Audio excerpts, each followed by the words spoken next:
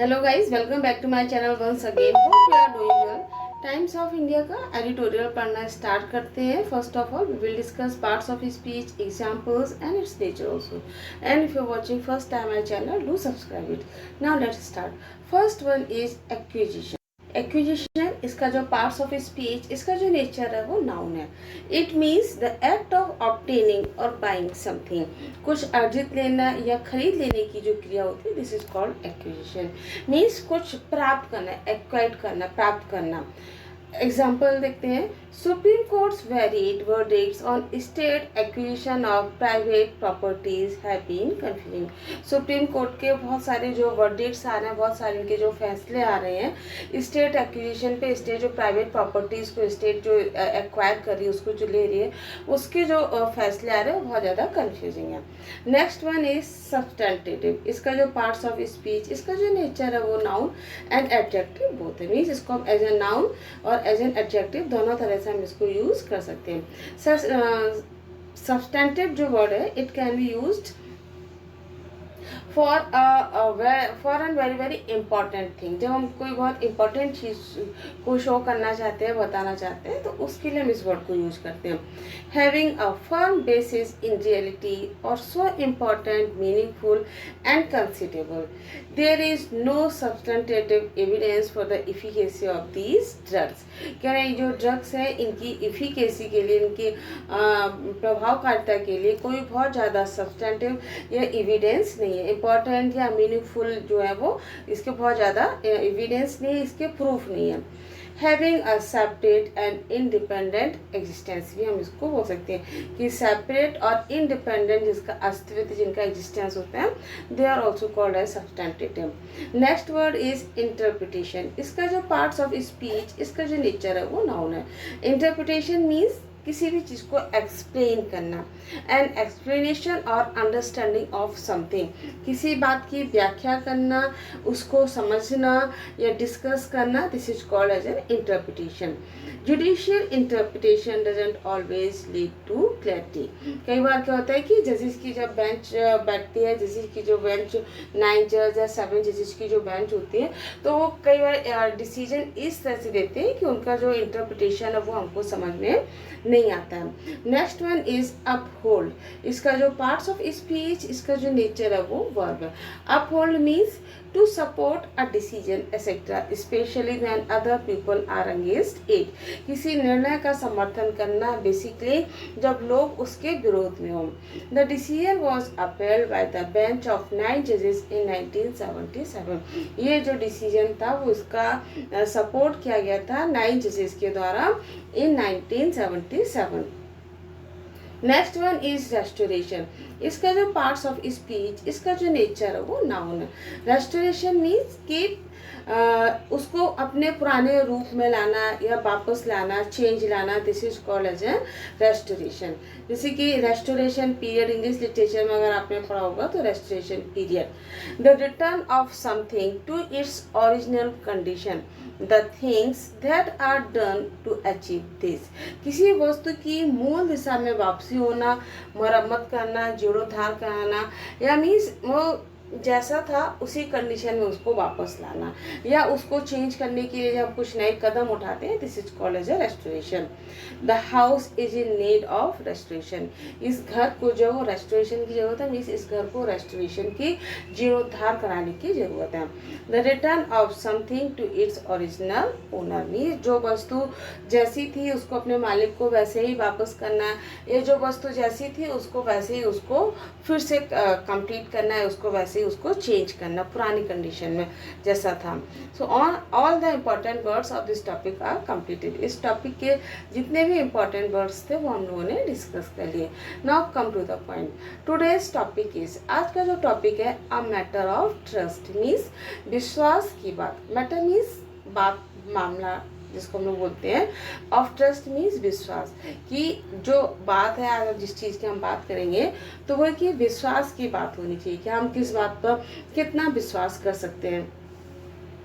Supreme courts verdict, क्या supreme court की varied verdict, जो बहुत सारे, वेरिड मीन्स विभिन्न, many, supreme Court's varied verdict, supreme court court की जो वैलिड जो वर्डिक्ट्स है on state acquisition. State acquisition means राज्य का जो एक्विजिशन, उन्होंने राज्य का जो अधिग्रहण किया। एक्विजिशन मीन्स अधिग्रहण करना है ना, लेना, एक्वायर करना ऑफ प्राइवेट प्रॉपर्टीज। जो प्राइवेट प्रॉपर्टीज हैं हैव बीन कन्फ्यूजिंग, वो बहुत ज़्यादा कन्फ्यूज कर रहा है, बहुत ज़्यादा भ्रम में कर रहा है। मीन्स जो प्राइवेट प्रॉपर्टीज़ है, जो निजी संपत्तियां हैं, उन निजी संपत्तियों के लिए जो राज्य अधिग्रहण पर सुप्रीम कोर्ट ने अपने बहुत सारे जो फैसले दिए हैं वो बहुत ज़्यादा कन्फ्यूज करने वाले हैं। And people are suspicious of government, और लोग जो हैं वो सरकारों पर संदेह कर रहे हैं। सस्पिशियस मीन्स शक करना, तो लोग जो हैं वो गवर्नमेंट पर शक कर रहे हैं। 9 जज बेंचेस इन सुप्रीम कोर्ट, 9 जजेस की बेंच सुप्रीम कोर्ट में आर इनफ्रीक्वेंट, वो बहुत ही इनफ्रीक्वेंट है, बहुत ही कम है। But when they are formed, लेकिन जब वो फॉर्म की जाती है, मीन्स 9 जजेस की जब बेंच को फॉर्म किया जाता है, एंड रीच अ डिसीजन, और जब वो किसी डिसीजन पर, जब वो किसी निर्णय पर पहुंचते हैं, it should settle substantive questions of law, तब ये सब्सटेंटेटिव मीन्स इम्पॉर्टेंट, महत्वपूर्ण, तब ये लॉ के, कानून के जो इम्पॉर्टेंट जो क्वेश्चंस होते हैं, महत्वपूर्ण जो क्वेश्चंस होते हैं, उनको सेटल करना चाहिए। मीन्स उसका समाधान करना चाहिए। सेटल करना मीन्स समाधान करना। मीन्स जब 9 जजेस की कोई बेंच जब तैयार की जाती है, या उसको हम ऑर्गेनाइज करते हैं, गठित करते हैं, फॉर्म करते हैं, और जब वो किसी निर्णय पर पहुंचते हैं, तो उसे कानून के जितने भी इम्पॉर्टेंट या महत्वपूर्ण जो भी डिसीजन होते हैं उसको उन्हें सेटल डाउन करना चाहिए, उनको उन्हें समाधान करना चाहिए। According to the national judicial data grid, कह रहे हैं नेशनल जुडिशियल डाटा ग्रिड के अनुसार देयर आर 136 पेंडिंग केसेस, कह रहे हैं देयर आर 136 केसेस जो है वो अभी पेंडिंग में है। मीन्स अभी उन पर कोई डिसीजन नहीं आया है। मेन एंड कनेक्टेड, वो मेन भी हो सकते हैं और कनेक्टेड भी हो सकते हैं। फॉर 9 जजेस बेंचेस, मीन्स जिनके लिए अभी 9 जजेस बेंचेस का वेट किया जा रहा है। मीन्स जो 9 जजेस की जो बेंच है, कहने का मतलब है कि बहुत ही कम इसको हम फॉर्म करते हैं, और जब वो फॉर्म करते हैं, जब वो डिसीजन को देते हैं, तो उस मामले को उन्हें सेटल डाउन करना चाहिए। तो अभी ऐसे 136 केसेस जो है वो अभी पेंडिंग में है, जिनके लिए 9 जजेस की जो बेंच है वो उसको भी फॉर्म करना है। One such bench began its work this week to settle an issue that's been a cause of confusion for over 4 decades. One such bench, कह रहे लेकिन एक इस तरह की एक bench, one such bench means इस तरह की एक बेंच जो है, बिगेन इट्स वर्क, उसने अपना काम शुरू कर दिया है दिस वीक, इस सप्ताह, टू सेटल एन इशू, एक मुद्दे को सेटल करने के लिए, उसका समाधान करने के लिए, दैट्स बीन अ कॉज, कह रहे जिसका एक कारण हो सकता है ऑफ कन्फ्यूजन, और यही एक भ्रम का, कन्फ्यूजन का एक कारण है। For over 4 decades, 4 decade means 4 decade से ज़्यादा, कि 4 डिकेड से ज़्यादा, 4 डिकेड मीन्स हो गया 40 साल हो गए, तो 40 साल 4 डिकेड से ऐसा हो चुका है कि जो अभी एक 9 पीठ की जो 9 पीठ जजेस की एक पीठ जो अभी तैयार की गई है, या जिसने अपने मुद्दे को सुलझाने के लिए इस सप्ताह अपना काम शुरू किया है, वो 4 दशकों से अधिक समय से भ्रम का कारण बना हुआ है। Not always in harmony, harmony means सामंजस्य होना, तो कह रहा हमेशा सामंजस्य नहीं होता है। Not always in harmony means हमेशा सामंजस्य में नहीं होना। दिस केस, ये जो केस है, gives a sense of how, give a sense how means ये एहसास कराता है, ये हमें फील करवाता है। गिव अ सेंस मीन्स हमें फील करवाना। So this case gives a sense, कि ये सेंस जो है वो हमें इस बात का फील कराता है, हमें एहसास कराता है कि हाउ, कैसे, the intersections of law, law के जो इंटरसेक्शंस हैं, लॉ एंड जुडिशियल, कह रहा है लॉ के और जुडिशियल के जो इंटरसेक्शंस हैं, इंटरसेक्शन मीन्स होता है कि अंतर संबंध होना बहुत ज़्यादा, है ना। कानून, लॉ मीन्स कानून, जुडिशियल मीन्स न्यायिक, तो लॉ और जुडिशियल मीन्स कानून के और न्यायालय के जो इंटरसेक्शंस हैं, इनके जो अंतर संबंध हैं, always interpretation, doesn't always lead to clarity। और इनका जो इंटरप्रिटेशन होता है, इनका जो व्याख्यान होता है, इनका जो एक्सप्लेनेशन होता है, इंटरप्रिटेशन मीन्स व्याख्यान होना, तो इनका जो इंटरप्रिटेशन जो व्याख्यान जो होता है doesn't always lead to clarity, वो हमेशा स्पष्टता के ऊपर या लीड क्लैरिटी को, सफाई को वो लीड नहीं करते हैं। मीन्स कई बार ऐसा होता है कि ये जो डिसीजन देते हैं और उसको जो एक्सप्लेन करते हैं वो बहुत ज़्यादा लोगों को समझ में नहीं आता कि किस बेस पर इस डिसीजन को दिया गया है। It sometimes lead to question, और कई बार ये क्वेश्चंस भी उठाता है over the efficacy of constitutional benches, जो कॉन्स्टिट्यूशनल जो संवैधानिक जो बेंच है उस पर कई बार उनकी प्रभावकारिता पर, उनकी इफिकेसी पर कई बार सवाल भी खड़े करते हैं और क्वेश्चंस भी उठाते हैं। मीन्स लोग ये पूछते हैं या लोग ये जानना चाहते हैं कि ये जो डिसीजन हुआ है वो फाइनली किस बेस पर डिसीजन हुआ है, तो ये जो क्वेश्चंस को लीड करते हैं, क्वेश्चंस लोग उन पर पूछना चाहते हैं, जानना चाहते हैं, रीजन को जानना चाहते हैं। द ओरिजिन गोज बैक, इसका जो ओरिजिन है गोज बैक 1977, 1977 में इसका ओरिजिन जो है या इसकी शुरुआत हुई थी। व्हेन अ 7 जजेस बेंच, जब 7 जज की बेंच ने इंटरप्रेटिंग आर्टिकल 390, जो आर्टिकल 390 था उसको उन्होंने इंटरप्रेट किया था, एंड इन 4-3 डिसीजन, और 4-3 डिसीजन को कंक्लूड भी किया था दैट प्राइवेटली ओन्ड रिसोर्सेज, कि जो प्राइवेटली जो निजी संपत्ति वाले जो मालिक हैं रिसोर्सेज हैं, did not fall with in the scope of material resources of a community.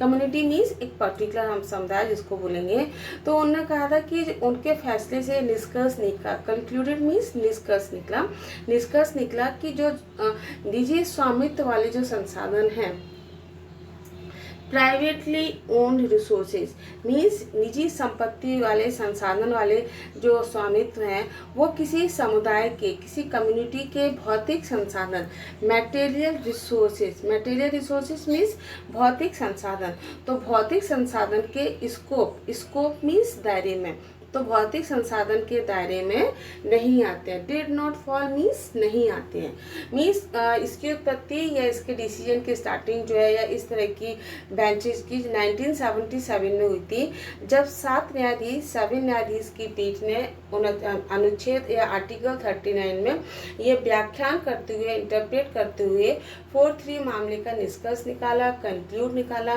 कि जो निजी स्वामित्व वाले जो संसाधन है, जो आपके प्राइवेटली ओन जो रिसोर्सेज है वो किसी समुदाय के भौतिक संसाधन के दायरे में नहीं आते हैं। इन 1983 में 5 जजेस की बेंच ने रैलीड मीन्स पूरी तरीके से डिपेंड होना ऑन द माइनॉरिटी ओपिनियन, जो माइनॉरिटी जो ओपिनियन थे उन पर उनका डिसीजन डिपेंड था टू इंटरप्रेट सम लॉज, कि कुछ लॉज को व्याख्यान करने के लिए, मीन्स कुछ कानूनों की व्याख्या करने के लिए अल्पमत की राय पर उन्होंने भरोसा किया। माइनॉरिटी ओपिनियन मीन्स अल्पमत, ओपिनियन मीन्स राय, तो अल्पमत की राय पर उन्होंने भरोसा किया। रैलिड मीन्स डिपेंड होना, विश्वास करना, भरोसा करना, तो अल्पमत की राय पर उन्होंने भरोसा किया। This was upheld by the 9 जज बेंच इन 1997, और ये अपहेल्ड, और अब ये जो है वो 9 जज की बेंच के द्वारा 1977 में इसको अपहेल्ड किया गया, मैं इसको बरकरार रखा। अपहेल्ड मीन्स होता है कि कंटिन्यू करना, ये पे अपहोल्ड का past tense upheld, so this was upheld, इसको कंटिन्यू रखा गया, इसको बरकरार रखा गया बाय अ 9 जज बेंच, 9 जज की बेंच के द्वारा इन 1997। हाउएवर फिर भी इन 2002 another bench, अब जो दूसरी another bench wanted these inconsistent verdicts resolved। अब to 2002 में another bench जो वो चाहती थी wanted these inconsistent verdict, कि इनके ये जो फैसले हैं उनको किसी भी तरीके से रिजॉल्व किया जाना चाहिए या किसी भी तरीके से उनका समाधान किया जाना चाहिए। इनकंसिस्टेंट मीन्स असंगत, ये जो अब 2002 में अब जो है वो ये लोग चाह रहे थे, बेंच चाह रही थी कि इस तरह के जो इनकंसिस्टेंट जो वर्डिक्ट हैं, असंगत जो वर्डिक्ट, इनके जो फैसले हैं, वो किसी भी तरह से उनको रिजॉल्व करना चाहिए या किसी भी तरीके से उनका समाधान करना चाहिए। ओवर 2 decades लेटर, 2 decades के बाद supreme court has got down to it, और सुप्रीम कोर्ट इस पर उतरी, मीन्स सुप्रीम कोर्ट ने इस पर अपना फैसला किया। करंट केस, करंट केस अभी हाल का ही केस क्या था? केस, करंट केस मीन्स वर्तमान मामला। अभी हाल में ही एक वर्तमान मामला क्या है? Current case. Maharashtra in 1986, Maharashtra in 1986 pass a law, एक कानून को पास किया that allowed a state body, जिसने स्टेट बॉडी, जो राज्य जो बॉडी थी, उसको उन्होंने अलाउ किया to acquire certain properties for restoration if 70% of फिर उन्होंने क्या किया? एक्वायर मीन्स उसको, वो एक्वायर अधिग्रहण का उन्होंने उसको अलाउ किया, मीन्स अधिग्रहण का उन्होंने उसको अधिकार दिया सर्टेन प्रॉपर्टीज की, कुछ प्रॉपर्टीज को वो एक्वायर कर सकते हैं फॉर रेस्टोरेशन, पुनरुत्थान के लिए, रेस्टोरेशन के लिए, इफ 70%, अगर 70% तक ऑफ ओनर्स कंसेंटेंट, अगर 70% तक मालिक की सहमति हो। कंसेंटेंट मीन्स सहमति होना। तो अभी हाल ही का एक मामला है 1986 में कि महाराष्ट्र में एक कानून पारित किया गया और जिसमें राज्य को ये उसकी पुनर्स्थापना के लिए कुछ संपत्तियों का अधिग्रहण करने की अनुमति दी कि यदि 70% तक 70% तक मालिकों की इसमें सहमति है। दिस लॉ, ये कानून स्टेटेड, ये कानून ये बताता है, स्टेट करता है that it aim to fulfil the principles of advocated by the constitution's article 3019B। ये इसका उद्देश्य, दैट इट एम्ड, कि इसका जो उद्देश्य मीन्स, इसका इट एम मीन्स इसका उद्देश्य था टू फुलफिल द प्रिंसिपल्स, की जो सिद्धांत हैं उनको फुलफिल करना, प्रतिपादित जो सिद्धांत हैं। एडवोकेटेड, एडवोकेटेड मीन्स प्रतिपादित, तो जो सिद्धांत है, कुछ प्रिंसिपल्स हैं एडवोकेटेड बाय द कॉन्स्टिट्यूशन, जो हमारे संविधान में, हमारे आर्टिकल 39 में कुछ ऐसे सिद्धांत, ऐसे प्रिंसिपल्स दिए गए, उनको केवल फुलफिल करना था। A body representing, a body कह रहे एक बॉडी रिप्रेजेंटिंग प्रॉपर्टी ओनर, जो हमारे प्रॉपर्टी जो ओनर, उसका जो मालिक होता है, उसको रिप्रेजेंट करता है। चैलेंज इट, अब उसको उन्होंने चैलेंज किया या उसको उन्होंने एक चुनौती दी। चैलेंज मीन्स चुनौती करना। तो संपत्ति मालिकों का जो प्रतिनिधित्व करने वाली एक संस्था ने इसको चुनौती दी। But there was no result, लेकिन इसका कोई रिजल्ट नहीं निकला। इन 2019 में this law was amended again to make time bound redevelopment mandatory, failing which the state could take over the property. So this law was amended, उसके बाद इस कानून में फिर से कुछ अमेंडमेंट किए गए, उसमें से फिर से कुछ उसमें से चेंजेस किए गए। अमेंडमेंट मीन्स होता है संशोधन करना। तो 2019 में इस कानून में फिर से कुछ संशोधन किए गए। अगेन टू मेक मीन्स उसमें से फिर से टाइम बाउंड मीन्स समय सीमा, टाइम बाउंड मीन्स समय सीमा, तो समय सीमा को उसको रीडेवलपमेंट करना था, मैंडेटरी कर दिया था, कंपलसरी कर दिया था। मैंडेटरी मीन्स कंपलसरी करना, मीन्स उसमें ऐसा था कि राज्य ने ऐसा कर दिया था कि उसमें कुछ जो समय सीमा थी उसको उन्होंने निर्धारित कर दिया था कि उस टाइम पीरियड के अंदर ही वो जो टाइम बाउंड है उसको कंप्लीट करना पड़ेगा। फेलिंग, लेकिन इसमें वो फेल हुए, which state could take over the property, और जिसमें स्टेट जो था, राज्य तो जो था, वो उसको प्रॉपर्टी को टेक ओवर कर लेता था, उसमें वो कब्जा कर लेता है। टेक ओवर मीन्स कब्जा कर लेना। इमिनेंट डोमेन, इमिनेंट मीन्स बहुत ही फेमस, प्रख्यात होना, फेमस होना। सो इमिनेंट डोमेन कह रहा बहुत ही प्रख्यात domain. Supreme court's bench, supreme court की bench will resolve accumulated inconsistencies, supreme court जो है वो एक्यूमुलेट करेगी, सुप्रीम कोर्ट जो है वो एक्यूमुलेट मीन्स होता है संचित, तो इनकंसिस्टेंसी मीन्स विसंगतियाँ, तो सुप्रीम कोर्ट जो है जो जितनी भी संचित जो विसंगतियाँ हैं उनको रिजॉल्व करेगी, उनका समाधान करेगी। But there's a larger public policy issue to stake to stay here. लेकिन यहाँ पर बहुत सारे लार्जर पब्लिक पॉलिसी, लेकिन बहुत सारी लार्जर पॉलिसी इशू जो थे एट स्टेक। स्टेक मीन्स होता है कि दांव पर लगाना, खतरे पर होना। एट स्टेक खतरे पर लगाए, हियर मीन्स यहाँ पर। लेकिन यहाँ पर बहुत से ऐसे थे कि जो निजी संपत्ति जो थी उनके हितों को खतरे में डाल दिया गया था। And every economically successful country, और हर जो आर्थिक रूप से सफल कंट्री है, सक्षम कंट्री है, has use the doctrine of eminent domain, वो इस इमिनेंट डोमेन को यूज़ करती है, इसके सिद्धांत को यूज़ करती है। इट मीन्स, इसका मतलब हुआ the state can acquire private property to serve public interest. इसका मतलब ये हुआ कि जो स्टेट, जो राज्य है, वो उसको एक्वायर कर सकती है प्राइवेट प्रॉपर्टी को टू सर्व पब्लिक इंटरेस्ट के लिए। मीन्स लोगों के इंटरेस्ट के लिए पब्लिक प्रॉपर्टी को, और लोगों के इंटरेस्ट के लिए प्राइवेट प्रॉपर्टी को वो यूज़ कर सकती है, उसको ले सकती है, उसका अधिग्रहण कर सकती है। That's been the prerequisite for the transformation infra development. Prerequisite means पूर्व शर्त। सो ये मतलब ये पहले से शर्त होना है, पहले से कंडीशन को लागू करना। That's been the prerequisite for the transformation of infra development. तो ये जो थी, जो हमारा इंफ्रा डेवलपमेंट था, इसके लिए पहले से ये शर्त हो गई।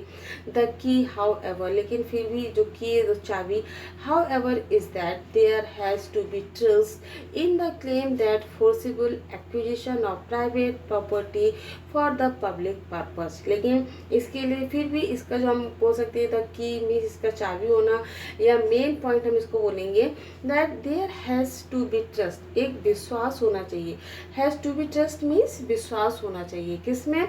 इन द क्लेम करने पे दैट फोर्सिबल एक्विजिशन, कि अगर हम जबरदस्ती किसी भी चीज़ का एक्विजिशन करेंगे, अधिग्रहण करेंगे ऑफ प्राइवेट प्रॉपर्टी का, इज फॉर पब्लिक पर्पस के लिए। मीन्स अगर कोई स्टेट ऐसा कर रहा है कि वो पब्लिक पर्पस के लिए प्राइवेट प्रॉपर्टी का एक्विजिशन कर रहा है, तो इसके लिए पूरे तरीके से विश्वास होना चाहिए।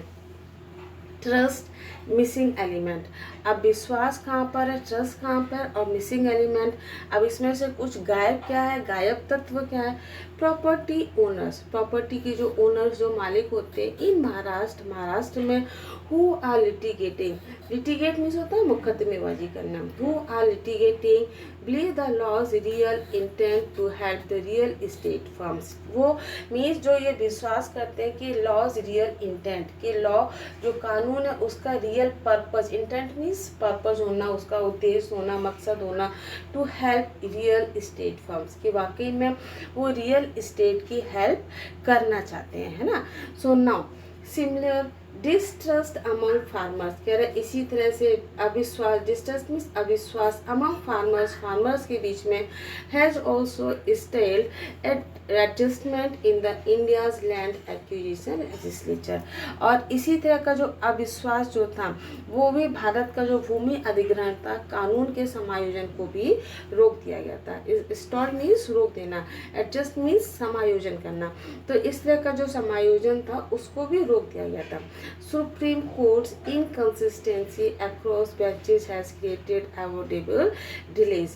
Supreme Court inconsistency, supreme court की जो इनकंसिस्टेंसी मीन्स असंगत, के लगातार जो इनकंसिस्टेंसी, असंगत, अक्रॉस बेंचेस पर, जो जितने भी इसकी जो पीठ, जो बेंचेस होती हैं, हैज़ क्रिएटेड, वो क्रिएट करती हैं देरी से अवॉइडेबल डिलेस। मीन्स जो अवॉइडेबल डिले मीन टालने योग्य देरी में। मीन्स सुप्रीम कोर्ट के जितने भी पीठ, जो बेंचेस हैं, उसमें असंगतता होना, इनकंसिस्टेंसी के कारण जो है वो टालने योग्य देरी से हुई है। मीन्स अगर वो इतना डिले नहीं करते, इतना देरी नहीं करते, तो शायद इतनी इनकंसिस्टेंसी नहीं होती।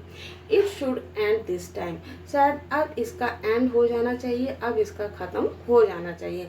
बट क्वेश्चन अबाउट इफिकेसी, लेकिन इस पर जो क्वेश्चन, इसका जो प्रश्न है इनकी इफिकेसी पर, इनकी प्रभावकारिता को लेकर विल रिमेन, हमेशा बने रहेंगे, क्योंकि because if people lack trust in law's intent, अगर लोग जो हैं वो लॉ कानून की मंशा पर भरोसा नहीं करते हैं, लॉज इंटेंट मीन्स कानून की मंशा पर लोग विश्वास नहीं करेंगे, कमी रहेगी। The answer lies in the governance system, तो इसका जो आंसर है वो, उसका जवाब जो है वो कानून की शासन, जो सरकार की जो शासन व्यवस्था है, गवर्नेंस सिस्टम मीन्स शासन व्यवस्था, तो इसका जो आंसर जो है वो हमेशा शासन व्यवस्था पर बना रहेगा। इसलिए ये जो टॉपिक है, आपने देखा ना कांग्रेस ने अपना जो मैनिफेस्टो निकाला है, तो मैनिफेस्टो में उसने किस तरह से कहा कि प्रॉपर्टी को लेकर वो किस तरह से लोगों में पब्लिक इंटरेस्ट के लिए बांट दिया है, कि वो बहुत एक लंबा इशू हो गया है। उस पर नरेंद्र मोदी ने भी जो कुछ कहा है, लेकिन उन्होंने जो कहा वो 100% करेक्ट भी कहा है कि अभी तो इस तरह का मैनिफेस्टो जब ये आ जाएगी गवर्नमेंट में तो पता नहीं क्या करेगी। So now topic was very interesting, topic बहुत ही इंटरेस्टिंग था। चूज द करेक्ट स्पेलिंग, हम तो करेक्ट स्पेलिंग इसकी थोड़ा सा एक्सरसाइज करते हैं। सक्सेसफुल, SUCCESSFUL, सक्सेसफुल मीन्स सफलतापूर्वक। Next one is forcible, FORCIBLE, next one is imminent, AMINENT, next one is accumulate, ACCUMULATE. Thanks for watching, subscribe, share and like.